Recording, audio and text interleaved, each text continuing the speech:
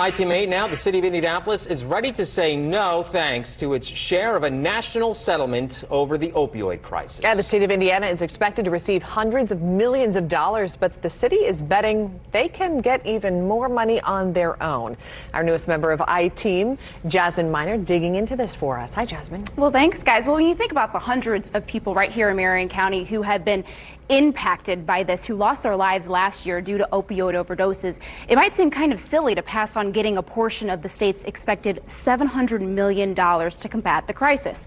Well, tonight, the city of Indianapolis is expected to do just that, voting to opt out of the national settlement with opioid makers. I'm finding the city's decision isn't just about taking a risk to get more money, but also to be in full control of it.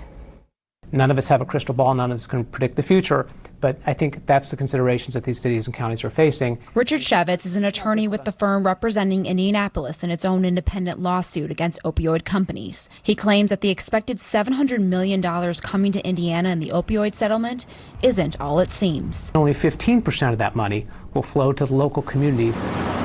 He says ultimately that number is small compared to what the city could get on its own. Not to mention that money, unlike the state settlement, is under their control to decide how it's used. We've encountered where jail populations have expanded. There have been stories where coroner's offices had to rent out temporary facilities just to house the bodies because they couldn't get to them in time and hire additional staff. So I think the value is getting the money into the hands of the local community and allowing them to make the tough decisions. In 2020, 214 people died from opioid overdoses in Marion County. That's more than anywhere else in the state, according to the Indiana Department of Health. Indianapolis first filed its lawsuit in October of 2017, at the height of the opioid epidemic in the Midwest. They all sought relief from pain and were instead administered addiction. I reached out to the city, who said they can't comment on pending litigation. But Shevitz says we should expect more Indiana cities to opt out of the settlement over the next month. Other cities and counties are looking at the same set of facts that we're looking at here in Indianapolis, the same dynamics, and are in the process of coming to the same conclusion that it makes sense for them to opt out.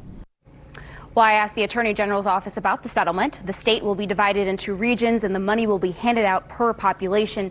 The deadline for cities and counties to drop out of the state settlement is June 30th.